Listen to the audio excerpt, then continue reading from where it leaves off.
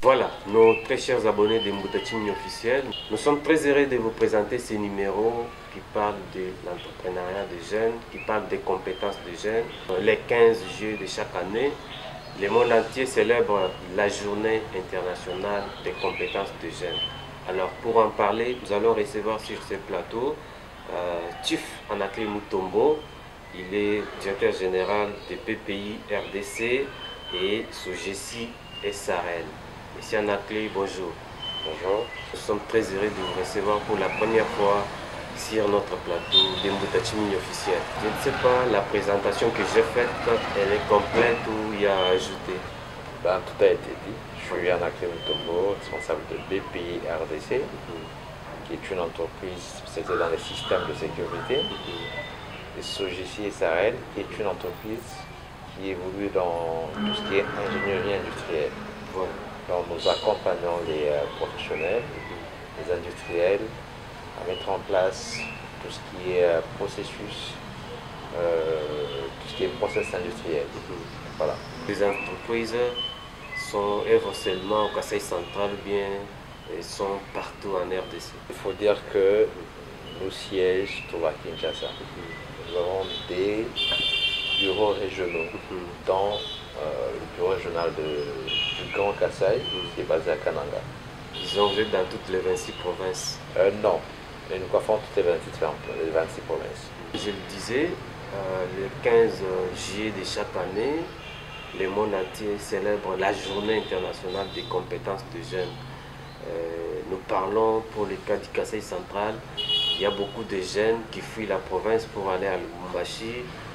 Il y a des jeunes qui embrassent trop la politique pour dire que non, c'est là qui peuvent mieux se retrouver. Alors vous, en tant que, bon, vous êtes encore jeune, je peux le dire, les compétences d'abord c'est quoi? Merci pour votre question. Il faut dire que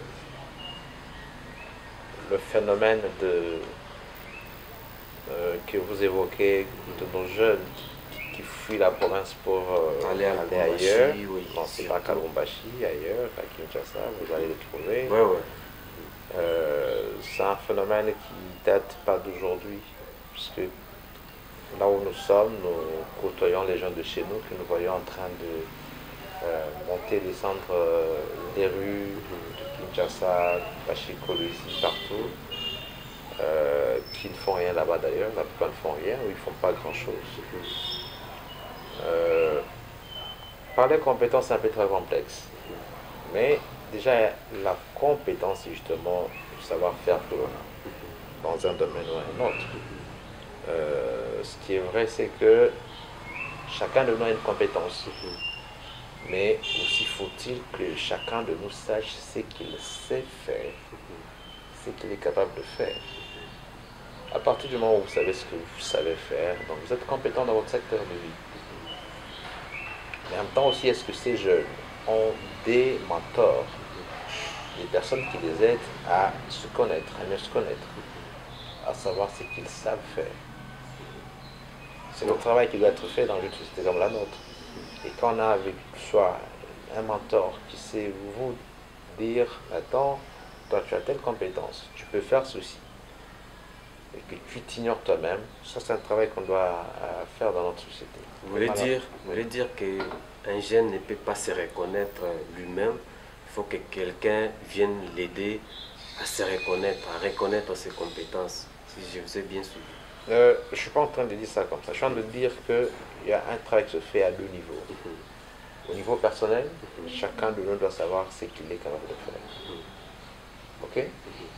Mais en même temps, il y a aussi un niveau, on va dire, communautaire. Moi, je dois être capable de savoir, Tachi Mimi, je t'ai vu faire les choses, je sais que tu es capable aussi de faire cela. C'est que je sais te voir, je peux te dénicher les talents qui sont en toi. Donc c'est un travail qui se fait un peu à plusieurs niveaux. Et que donc dans notre communauté, dans notre société, dans notre province, on devait avoir justement des structures qui accompagnent les jeunes à mieux se découvrir, à mieux se connaître. Voilà. Et tous ces jeunes qui fuient la province, nous pouvons dire qu'ils ne se reconnaissent pas, ils ne connaissent pas jusque-là les compétences compétences qu'ils ont? Ça fait quand même déjà quelques années que je travaille avec les jeunes de chez nous, que ce soit ici à Kananga ou ailleurs. Il faut dire que nous avons des jeunes compétents, des jeunes qui sont des travailleurs. Mais le seul couac, c'est que c'est plutôt l'environnement qui n'aide pas les jeunes à se découvrir. Et donc le travail qui est le nôtre en tant que responsable, c'est en fait d'arriver à accompagner pas à pas depuis la petite enfance, en passant par l'université, à aider ces jeunes, nos jeunes, à découvrir un peu leurs talents cachés, leur savoir-faire, parce que nous vivons avec eux, donc on sait un peu leur parler, ou quand on les entend parler, quand on les voit marcher, on peut savoir qui est capable de quoi, ainsi de suite. Et donc cela étant, le travail, il est un travail de la société, que ce soit dans nos familles, dans nos écoles, sur nos lieux de travail, dans les églises.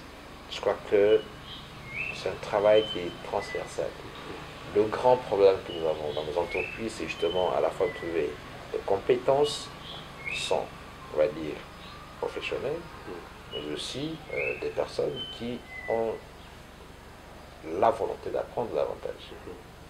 Il ne suffit pas d'avoir une compétence, mais aussi justement de la mettre à l'épreuve et puis l'actualiser au fur et à mesure.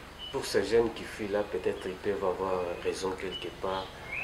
La question que je voulais vous poser, un jeune qui a des talents, qui a des compétences, mais qui se voit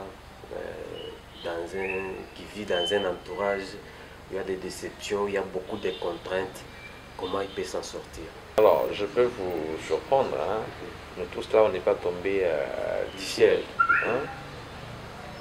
Quand vous parcourez un peu par où on est passé, vous comprenez qu'on n'est pas venu on est venu de quelque part. Ça n'a pas été facile pour réussir. Oui. Le chemin de réussite, c'est un chemin qui est parsemé de beaucoup d'embûches, de beaucoup d'obstacles. Mais c'est quand on est face à ces difficultés qu'on devrait en principe apprendre à savoir qui on est. Un homme ne fuit pas un problème, un homme ne doit pas esquiver un problème, il l'affronte et puis il doit trouver des solutions à ses problèmes. Fuir, en fait, ça c'est une lâcheté. L'environnement, il est ce qu'il est. Mais c'est notre environnement. La société dans laquelle nous vivons, elle est ce qu'elle est. Et c'est la nôtre. Mais c'est aussi dans ces genres de situations que notre intellect doit se réveiller. En fait, les grandes innovations ont été ou sont nées dans des situations difficiles. L'Internet a été imaginé pendant la guerre.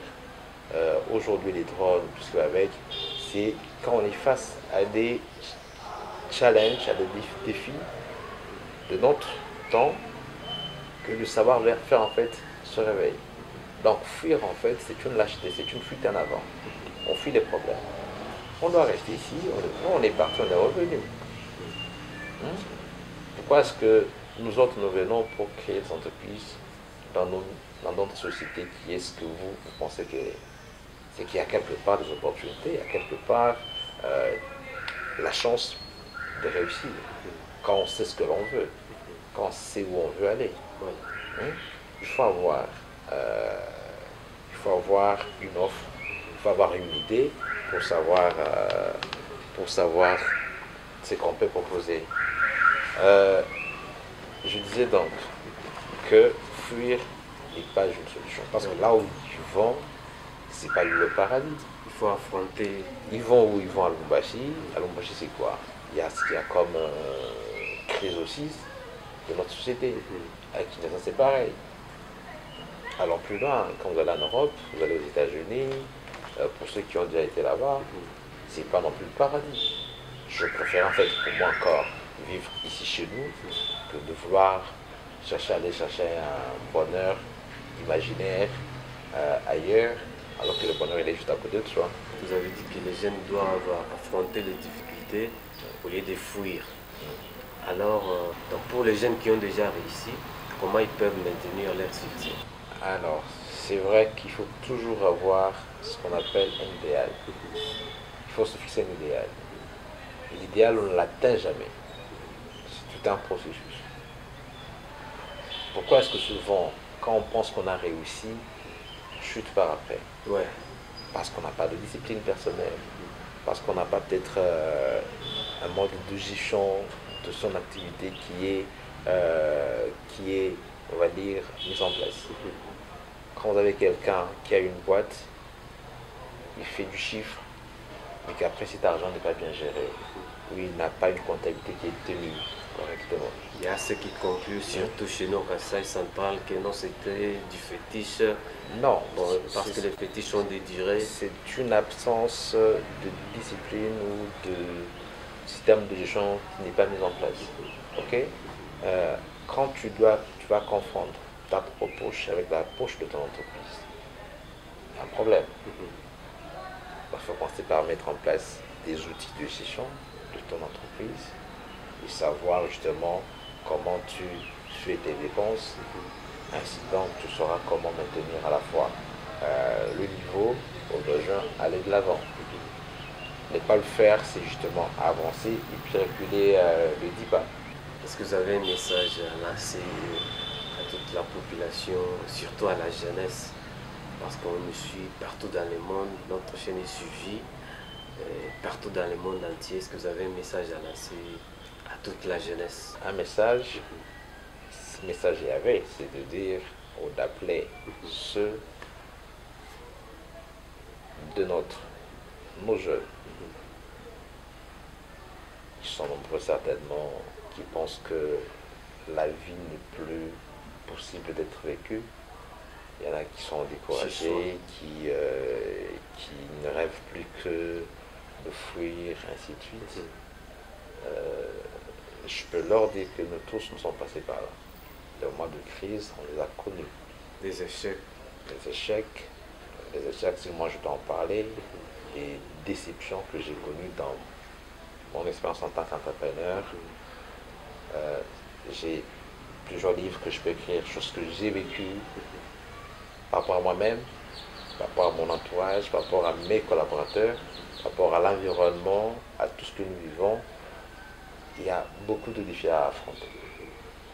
Mais ce qui est important, c'est d'avoir un idéal, se fixer un idéal, d'avoir des ambitions mesurées. Et quand on a tout ça, et qu'on a aussi avec soi des modèles qui nous inspirent, des modèles, il y en a pas.